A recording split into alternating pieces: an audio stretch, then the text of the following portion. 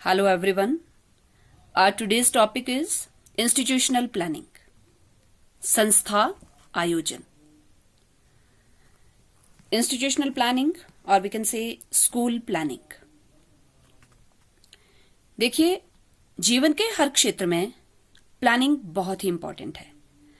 अगर हमें अपने लाइफ में सक्सेसफुल होना है, प्रोग्रेसिव रहना है, सक्सेसफुली सभी कार्यों को संपादित करना है, so it is very important कि हम हर कार्य की पहले रूपरेखा बना लें, हर कार्य को पहले प्लान कर लें और अकॉर्डिंग टू आवर प्लानिंग हम उस कार्य को इम्प्लीमेंट करें.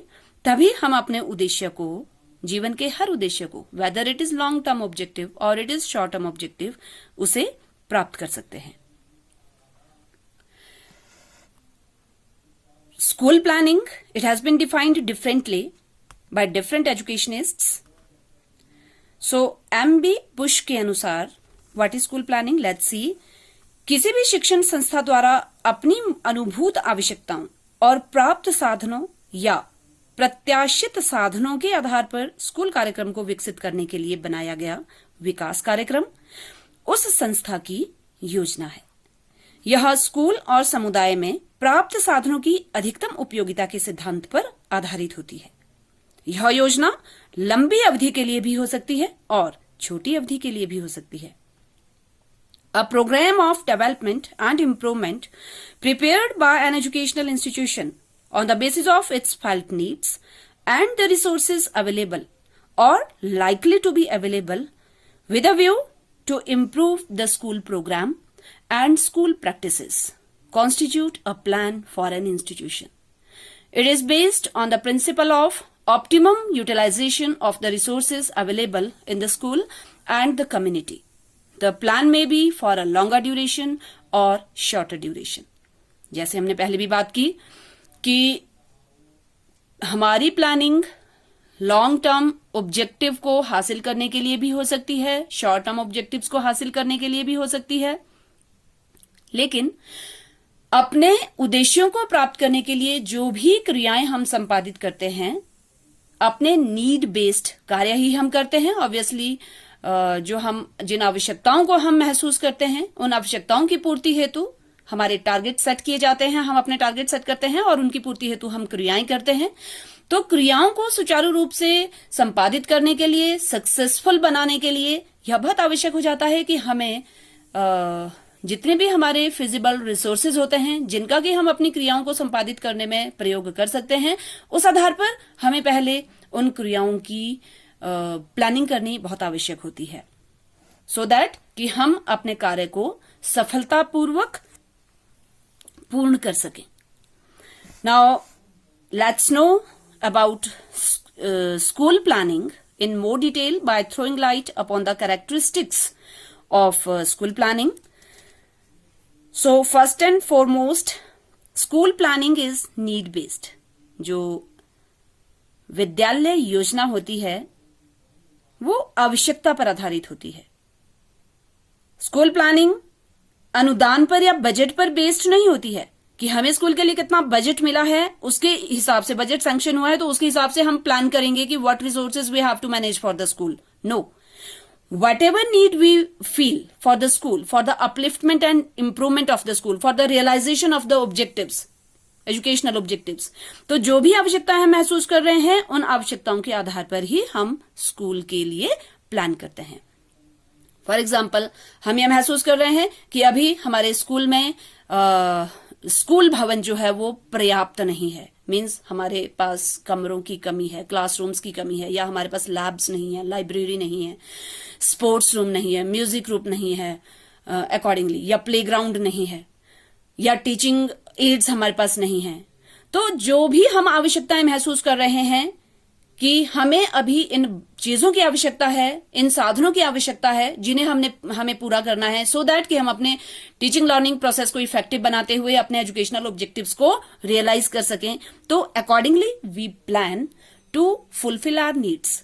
सो we can say that our planning is always need based. Then optimum utilisation of resources, साधनों का अधिकतम प्रयोग.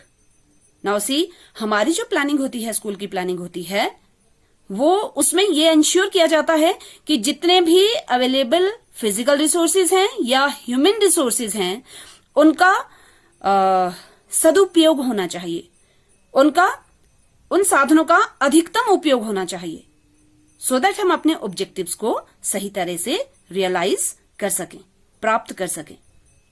Now school planning is cooperative affair. जो संस्था योजना है, विद्यालय योजना है, यह एक सहयोगात्मक कार्य है।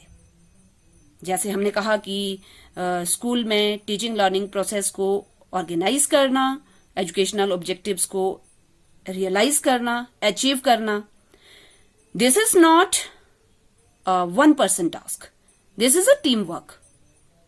तो ये टीम वर्क को सही तरीके से व्यवस्थित करने के लिए, इम्प्लीमेंट करने के लिए और अच्छे परिणाम प्राप्त करने के लिए इट इज वेरी इंपॉर्टेंट कि हमको जो प्लानिंग करनी है स्कूल के कार्यों को संपादित करने की, इम्प्लीमेंट करने की सही तरीके से, तो वो भी कोऑपरेटिव होना चाहिए वर्क। प्लानिंग का वर्क भी कोऑपरेशन के द्वारा होना चाहिए। तो उसमें विद्यालय से जितने भी मानवीय संसाधन जुड़े हैं, वो स्टूडेंट्स हो सकते हैं, वो पेरेंट्स हो सकते हैं, वो कम्युनिटी मेंबर्स हो सकते हैं, वो टीचर्स हो सकते हैं, वो एचओडी होता है स्कूल का, मुख्याध्यापक होता है, वो मैनेजर्स होते हैं। तो हमें हर व्यक्ति की, हर मानव संसाधन के सजेशंस लेने होते हैं, उनका सहयोग प्राप्त करना होता है जब हम स्कूल के विकास हेतु कोई योजना तैयार कर रहे होते हैं। Only then it would be successful. Next is that our school planning is always goal oriented. School planning हमेशा गोल ओरिएंटेड होती है, लक्ष्य केंद्रित होती है। हमारे सामने कोई ना कोई उद्देश्य होता है, उस उद्देश्य की प्राप्ति के लिए हम क्रियाएं करते हैं, तो ऑब्वियसली वो क्रियाओं को सही तरीका से संचालित हमको करना है सो दैट हम अपने उद्देश्यों को प्राप्त कर सकें। तो उसके लिए हम प्लान करते हैं, उन क्रियाओं को प्लान करते हैं कि what activities we have to undertake, at what time we have to undertake these activities, या किस तरह से हमको ये एक्टिविटीज करनी है, किनके सहयोग से करनी है, सो दैट कि हमारी क्रियाएं सफलतापूर्वक संभावित होती रहें, आयोजित होती रहें और अपने उद्देश्य की पूर्ति हम करते रहें। So always it is goal oriented. Now prospective plan, जो विद्यालय की योजना होती है, ये भविष्य की ओर भी इंगित करती है। ये हमारे फ्यूचर को भी, फ्यूचर पर्सपेक्टिव्स को भी इंडिकेट करती हैं। ये केवल वर्तमान नीड्स को ही नहीं, बल्कि हमारी जितनी भी फ्यूचर में फील की जाने वाली या फ्यूचर में जो आवश्यकताएं महसूस की जा सकती हैं, उनको ध्यान में रखते हुए भी हम प्लानिंग करते हैं। फॉर एग्जाम्पल, अभी हमारे पास प्राइमरी ही स्कूल है, अभी प्राथमिक विद्यालय है, तो हो सकता है हम स्कूल को अपग्रेड करने की सोच रहे हैं। अभी जो स्कूल प्लांट है, बिल्डिंग है, वो उसमें अभी जो क्लासरूम्स हैं 3, 4, 5, 6 क्लासरूम्स हो सकते हैं फॉर एग्जाम्पल। लेकिन अब हम सोच रहे हैं कि हमको इस स्कूल को अपग्रेड करना है और हमें इसे हाई स्कूल बनाना है या सेकेंडरी स्कूल बनाना है या सीनियर सेकेंडरी स्कूल बनाना है। तो उसके लिए हमें क्या जरूरत है? उसके लिए हमें स्कूल बिल्डिंग को, स्कूल प्लांट को इम्प्रूव करने की जरूरत है। So for that sake, we will be in a need of land wherever we can construct some other building. और जो हमारी बिल्डिंग अभी बनी है उसी को हमने इम्प्रूव करना है, तो हम किस तरीके से इम्प्रूव कर सकते हैं? तो भावी आवश्यकताओं को ध्यान में रखते हुए भी हम विद्यालय का नियोजन करते हैं। Next, school planning is always a specific this is a specific plan. In fact हर विद्यालय की अपनी आवश्यकता होती है और अपनी आवश्यकताओं की पूर्ति हेतु हर विद्यालय अकॉर्डिंगली प्लान करता है। जैसे हमने अभी एग्जांपल लिया कि अभी हमारे पास स्कूल प्लांट जो है, स्कूल बिल्डिंग जो है वो बहुत छोटी है, क्लासरूम्स बहुत कम हैं, हमें स्कूल प्लांट में इम्प्रूव करना है। एक विद्यालय की नीड ये हो सकती है। अब दूसरे विद्यालय में स्कूल बिल्डिंग सफिशिएंट है, क्लासरूम्स सफिशिएंट है, लेकिन हो सकता है वहां पर टीचिंग लर्निंग एड्स की कमी हो, उन्हें वो रिक्वायरमेंट को पूरा करना है। हो सकता है किसी तीसरे स्कूल में प्लेग्राउंड ना हो, प्लेग्राउंड की कमी हो, उनकी नीड है कि हमको प्लेग्राउंड को मैनेज करना है। तो वो प्लेग्राउंड को मैनेज करने के लिए लैंड को एक्वायर करने की कोशिश करेंगे, ऐसी जगह ढूंढेंगे जहां पर वो जिस जगह को वो एज प्लेग्राउंड यूज कर सकें। तो वो प्लान अकॉर्डिंगली कैसे होते हैं, वो स्कूल स्पेसिफिक प्लान्स होते हैं, जो जिस विद्यालय की आवश्यकता होती है उन आवश्यकताओं पर आधारित ही वो प्लान्स कंसर्न्ड स्कूल से संबंधित होते हैं। Now next is improvement motivation, सुधार अभिप्रेरक। जो संस्था योजना होती है, विद्यालय योजना होती है, वो सुधार की ओर ही अग्रसर होती है। ये स्टूडेंट्स, टीचर्स, कम्युनिटी या मैनेजर्स प्रत्येक व्यक्ति को उत्साह के साथ काम करने के लिए ही प्रेरणा प्रदान करती है। Next comes school improvement and development, school का सुधार एवं विकास। संस्था योजना का उद्देश्य स्कूल का सुधार और विकास करना ही होता है। जो भी इंस्टीट्यूशंस होते हैं वो हमेशा विकास उन्मुख रहते हैं और संस्था योजना उन्हें सुधार और विकास की ओर ही अग्रसर रहती है। Then comes continuously developing, सतत विकासशील। स्कूल प्लानिंग हमेशा प्रोग्रेसिव रहती हैं, ये रिजिड नहीं होती हैं, ये स्टैटिक नहीं होती हैं, ये हमेशा डायनेमिक रहती हैं। They are always in the state of dynamism. गतिशीलता इसमें रहती है, परिवर्तनशीलता इसमें रहती है और गतिशीलता अपवर्ड मूवमेंट इसमें होती है, विकासशील ये रहती हैं। अभी जो हमारे पास अवेलेबल रिसोर्सेज हैं, और ज्यादा बेहतर परिणाम प्राप्त करने के लिए और ज्यादा बेहतर सुविधाएं बच्चों को प्रदान करने के लिए हम और ज्यादा रिसोर्सेज को जुटाने में लगे रहते हैं और उसके लिए हम योजनाएं बनाते हैं। तो automatically what we are doing, we are in a state of progress. तो हमेशा जो प्लानिंग होती है वो भी प्रोग्रेसिव ही होती है। देयर आफ्टर डेमोक्रेटिक प्रोसीजर, लोकतंत्रात्मक प्रक्रियाएं। जो संस्था योजना होती हैं वो स्कूल में लोकतंत्रात्मक प्रतिक्रियाएं स्थापित करती हैं। इससे संबंधित सभी बातों पर पूरी तरह विचार विमर्श कर लिया जाता है। इनफैक्ट डेमोक्रेटिक प्रोसीजर अपनाया जाता है स्कूल के सभी कार्यों को प्लान करने के लिए। जैसे हमने पहले भी बात कही कि ये कोऑपरेटिव वर्क है। स्कूल में टीचिंग लर्निंग का जो प्रोसेस है वो कोऑपरेटिव वर्क है। तो जब स्कूल की सभी गतिविधियों का आयोजन सही तरीके से आयोजन करने हेतु जितने भी कंसर्न ह्यूमन रिसोर्सेज होते हैं उन सभी का सजेशन लेना बहुत आवश्यक होता है अगर आपको साउंड एंड हेल्दी प्लानिंग तैयार करनी है। और अगर हमारे पास साउंड और हेल्दी प्लानिंग रहती है, ऑटोमेटिकली जो हमारी वर्किंग होगी वो भी बहुत इफेक्टिव होगी और हम अपने उद्देश्यों की पूर्ति करने में सफल हो सकते हैं। Then rapport with the community, समुदाय से संपर्क। विद्यालय योजना से संस्था का समुदाय के साथ बेहतर संपर्क स्थापित करना बहुत आवश्यक होता है। इससे समुदाय को बेहतर रूप से समझने में भी सहायता मिलती है। मोरओवर जितने भी कम्युनिटी में रिसोर्सेज हैं वो फिजिकल रिसोर्सेज भी हो सकते हैं, कम्युनिटी में ह्यूमन रिसोर्सेज भी हो सकते हैं जिनका कि हम स्कूल की गतिविधियों को बेहतर बनाने के लिए प्रयोग कर सकते हैं। तो और मोरओवर स्कूल तो बना ही सोसाइटी की या कम्युनिटी की सेवा के लिए है। तो how school can serve for the community और the society and how school can take the help of the community or the society to improve the school's functions or the activities. So all this needs planning in advance. Then comes eliminating wastage. अपव्यय को दूर करना भी एक महत्वपूर्ण feature माना जाता है स्कूल प्लानिंग का। Eliminating wastage is अपव्यय को दूर करना। अपव्यय को दूर करना, इसे हम दो अलग अलग तरह से समझ सकते हैं। जैसे स्कूल के डेवलपमेंट के लिए बजट सैंक्शन हुआ होता है। अब जो बजट सैंक्शन हुआ है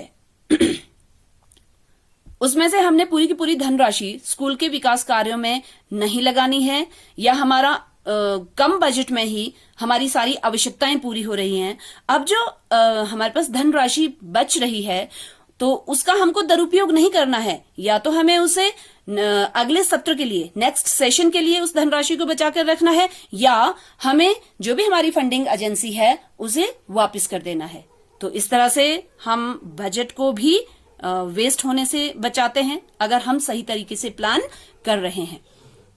moreover eliminating the wastage with reference to students even we can take how कि जो बच्चे, देखिए बच्चों की भी स्कूल में वेस्टेज होती है और स्टेग्नेशन होती है। बच्चों की वेस्टेज होने का मतलब है कि जो बच्चे स्कूल छोड़कर चले जाते हैं। बच्चों की स्टेग्नेशन का मतलब है कि जो बच्चे एक ही क्लास में एक बार या दो बार या कई बार रिपीट कर रहे होते हैं।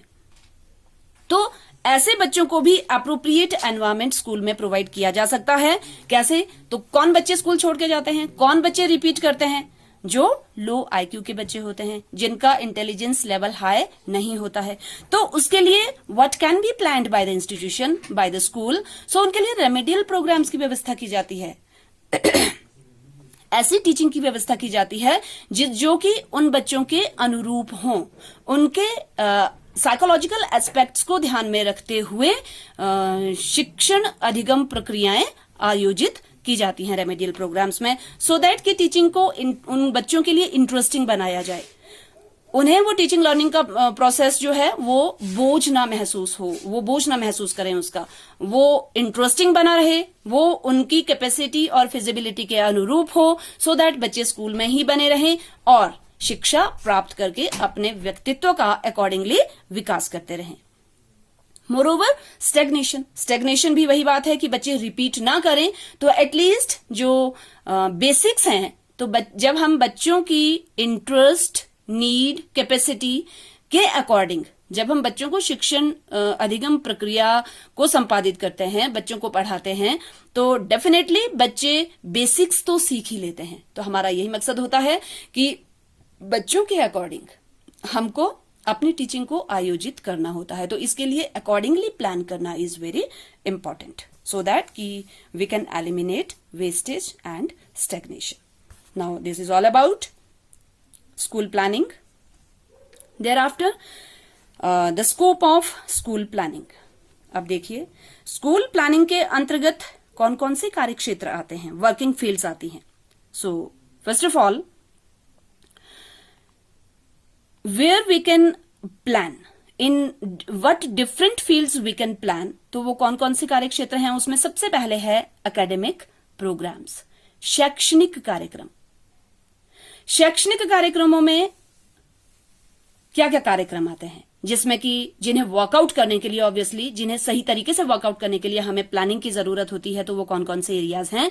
जैसे पाठ्यक्रम की समृद्धि, हमको जो अपना सिलेबस तैयार करना है, कंटेंट तैयार करना है, करिकुलम फ्रेम करना है, वो एनरिच्ड हो, वो ट्रेडिशनल तरीके से जो आगे पास ऑन हो रहा है ईयर टू ईयर, वो वैसा ही ना बना रहे, वो सोसाइटी की नीड पे बेस्ड अकॉर्डिंगली उसमें इनोवेशंस होती रहें, उसमें कुछ और ऐड होता रहे। ना संस्था के कार्यक्रमों में सुधार करना, जो भी इंस्टीट्यूशन में जो प्रोग्राम्स ऑर्गेनाइज किए जाते हैं, वो एकेडमिक प्रोग्राम्स, वो करिकुलर एक्टिविटीज हैं, एकेडमिक एक्टिविटीज हैं, या दूसरी करिकुलर पाठ्य सहगामी क्रियाएं हैं। सो जो अभी एग्जिस्टिंग तरीके हैं, एग्जिस्टिंग प्रोसीजर है, मैथोडोलॉजीज हैं, अप्रोचेज हैं उन क्रियाओं को करने की, उसी तरीके से आगे कंटिन्यू ना करते हुए उसमें अगर हम कोई विकास, उसमें सुधार हेतु कोई बदलाव लाना चाहते हैं, तो उस संदर्भ में भी प्लान करना बहुत आवश्यक हो जाता है। मोरओवर, उत्तम शिक्षा के लिए जो हमारे इनोवेटिव टीचिंग लर्निंग एड्स होते हैं, उनको प्रयोग में लाना, इसका भी हम प्लान कर सकते हैं। लाइब्रेरी में अच्छी पुस्तकों को बच्चों को अवेलेबल करवाना, सो दैट कि बच्चों में स्टडी हैबिट्स डेवलप की जा सके। मोरओवर, जो हमारी इंटरनल और एक्सटर्नल एग्जामिनेशंस होती हैं, उसमें इंप्रूवमेंट करना, गृह कार्य जो बच्चों को दिया जाता है उसमें इंप्रूव करना। अगर बच्चों का गृह कार्य नहीं आ रहा है, बच्चे कार्य नहीं कर रहे हैं, उसमें क्या प्रॉब्लम रह रही है, उस पर एक्शन रिसर्च करके फिर उसमें सुधार किया जा सकता है। तो अकॉर्डिंगली इस हेतु भी प्लान किया जा सकता है। जितने भी हमारे पास डिसेबल्ड बच्चे होते हैं, उनके लिए अलग से कार्यक्रमों की रूपरेखा तैयार करना। जो हमारे टैलेंटेड स्टूडेंट्स हैं, उनकी शिक्षा की व्यवस्था करना कि उनके लिए हम एनरिचमेंट प्रोग्राम्स ऑर्गेनाइज कर सकते हैं। जो हमने पहले कहा कि वेस्टेज और स्टेग्नेशन को कम करना। So all these working areas needs proper planning in academic, all this comes under academic program. Now next comes co-curricular area. अब पाठ्य सहगामी क्रियाओं के अंतर्गत कौन कौन से ऐसे क्षेत्र हैं जिसमें कि नियोजन का बहुत अहम रोल होता है। सो दीज आर जितनी भी हमारी को करिकुलर एक्टिविटीज होती हैं उनके गठन की विभिन्न विधियों का प्रयोग इस पे नियोजन किया जा सकता है। जैसे हमने अभी बात की कि जो भी ट्रेडिशनल या कन्वेंशनल मेथड्स चले हुए हैं उन्हीं का प्रयोग करते रहना, ऐसा नहीं होना चाहिए। उसमें हम क्या नयापन ला सकते हैं, नोवेल आइडियाज को इंट्रोड्यूस कर सकते हैं, that we have to think about and that we have to plan. Then morning assembly में हम कौन कौन से नए कार्यक्रम शुरू कर सकते हैं जिससे कि बच्चों को और ज्यादा सीखने का मौका मिले और बच्चे मोटिवेट हों। देन स्कूल क्रियाओं में विद्यार्थियों की रुचियों को विकसित करना, स्कूल में ऐसी क्रियाएं करवाना जो विद्यार्थियों की रुचि के अनुरूप हों। बच्चों की को करिकुलर एक्टिविटीज में पार्टिसिपेशन नहीं हो रही है, बहुत ज्यादा नहीं हो रही है, कुछ एक ही सिलेक्टेड बच्चे हैं वही बार बार रिपीट कर रहे हैं हर गतिविधि में। तो ऐसा क्यों? क्योंकि हम हो सकता है कुछ लिमिटेड एक्टिविटीज ही करवा रहे हों या हम ऐसी एक्टिविटीज करवा रही हों जो जनरल स्टूडेंट्स की कैपेसिटी के बियॉन्ड हो। तो हर बच्चे की कैपेसिटी को, फिजिबिलिटी को, योग्यता को ध्यान में रखते हुए ऐसी गतिविधियों का आयोजन करवाना जिसमें कि हम हर बच्चे की पार्टिसिपेशन को एंश्योर कर सकें। मोरओवर विद्यार्थियों में रोचक कार्यों को विकसित करना। अब जो बच्चों की हॉबीज होती हैं उन्हें वर्कआउट करने के लिए, उनकी हॉबीज को एक प्लेटफॉर्म डेवलप होने के लिए, एक प्लेटफॉर्म देने के लिए हम अलग अलग गतिविधियां स्कूल में ऑर्गेनाइज कर सकते हैं। कुछ एक बच्चों को पोएम कंपोज करने का, पोइट्री कंपोज करने का बहुत शौक होता है तो हम कंपटीशन ऑर्गेनाइज कर सकते हैं। कुछ एक बच्चों को साहित्य लिखने का बहुत शौक होता है तो हम डिबेट, डेक्लेमेशन, पोइट्री कंपोजिशन इसमें कंपटीशन करवा सकते हैं। आर्ट, पेंटिंग कंपटीशन करवा सकते हैं। कुछ एक को खेलने का बहुत शौक होता है तो वो तो अदरवाइज भी फिजिकल फिटनेस मेंटेन करने के लिए भी बहुत आवश्यक होती है, तो हम स्पोर्ट्स गेम्स ऑर्गेनाइज करवा सकते हैं। अकॉर्डिंगली बच्चों के इंटरेस्ट के अकॉर्डिंग वो सभी बच्चों को प्लेटफॉर्म प्रोवाइड करना जिससे कि बच्चों की रुचियों का भी हर गतिविधि में रुचि का भी विकास हो सके और बच्चों की हॉबीज को डेवलप करने का प्लेटफॉर्म भी उनको दिया जा सके। मोरओवर जो हमारा कैंपस होता है, स्कूल होता है, उसको ब्यूटीफाई करना। उसको कैसे ब्यूटीफाई किया जा सकता है? डे बाय डे हम माना जाता है कि लर्निंग को प्रभावित करने वाले कारकों में से जो एक क्लीनलीनेस है, सभी फैक्टर्स में से, तो ये क्लीनलीनेस और ये ब्यूटिफिकेशन ऑफ द एनवायरमेंट वो बहुत ब्यूटीफाई होना चाहिए। जिस एनवायरमेंट में हम बैठ रहे हैं, खड़े हो रहे हैं, घूम रहे हैं, जहां से हमको कुछ लर्न करना है, अगर वो बहुत सुंदर होगा तो ऑटोमेटिकली उसका इंप्रेशन, उसका इफेक्ट हमारी लर्निंग पर कहीं ना कहीं पड़ता है और वो हमारी लर्निंग को विकसित करता है। तो इसके लिए हमारा स्कूल का जो एटमॉस्फेयर होना चाहिए वो बहुत अच्छा होना चाहिए। स्कूल के सुंदरीकरण के कार्यक्रम हमें आरंभ करने चाहिए सो दैट बच्चे हमेशा स्कूल की तरफ आकर्षित रहें और बच्चे एक सुखद अनुभव को महसूस करें जो कि बच्चों की हेल्प करता है। Thereafter administrative areas. अब प्रशासनिक क्षेत्र ऐसे कौन कौन से हैं जहां पर कि हमें नियोजन की आवश्यकता होती है। जैसे जितने भी गतिविधियां स्कूल में हो रही हैं उन हर गतिविधि को ऑब्जर्व किया जाना इज वेरी इंपॉर्टेंट। और ऑब्जर्वेशन के तरीके क्या हैं, किन गतिविधियों को ऑब्जर्व किया जा रहा है, किन गतिविधियों को ऑब्जर्व नहीं किया जा रहा है, तो निरीक्षण में भी हमको सुधार करना है, यूनिफॉर्मिटी मेंटेन करनी है, कांस्टेंट ऑब्जर्वेशन होनी चाहिए, ये सुनिश्चित करना है। और जितने भी एम्प्लॉयज इंस्टीट्यूशन में काम कर रहे हैं तो कर्मचारियों के बीच में कॉर्डियल रिलेशनशिप मेंटेन करना है, इस बारे में भी हमको नियोजन करना है। नाउ टीचिंग लर्निंग एड्स, जैसे हमने कहा कि स्कूल का first and foremost objective teaching learning process को ऑर्गेनाइज करना सो दैट कि हम एजुकेशनल ऑब्जेक्टिव्स को प्राप्त कर सकें। तो एजुकेशनल ऑब्जेक्टिव्स को सही तरीके से प्राप्त करने के लिए, बच्चों को सही शिक्षा प्रदान करने के लिए बहुत जरूरी होता है कि हम शिक्षण अधिगम सहायक साधनों का ज्यादा से ज्यादा प्रयोग करें। तो उस हेतु शिक्षण अधिगम साधनों को अवेलेबल करना है हमें स्कूल में। कुछ साधन ऐसे होते हैं जिन्हें हम परचेज कर सकते हैं, कुछ साधन ऐसे होते हैं जिन्हें हम दूसरी संस्था से बोरो कर सकते हैं, कुछ संसाधन ऐसे होते हैं जिन्हें इंस्टीट्यूशन में खुद ही तैयार किया जा सकता है। तो जो भी पॉसिबिलिटी बनती है हमें ज्यादा से ज्यादा टीचिंग लर्निंग एड्स को बनाया जाना सुनिश्चित करना होता है और उनके प्रयोग को एंश्योर करना होता है सो दैट कि हमारा टीचिंग लर्निंग प्रोसेस इफेक्टिव रहे। तो इसकी भी प्लानिंग की बहुत आवश्यकता होती है। What resources to be made. Then school community relations, school समुदाय संबंध भी बहुत अच्छा होना चाहिए। इस क्षेत्र में विभिन्न विषयों के शिक्षण के लिए समुदायों में जितने भी साधन उपलब्ध होते हैं तो उन साधनों का हमें उचित प्रयोग करना चाहिए।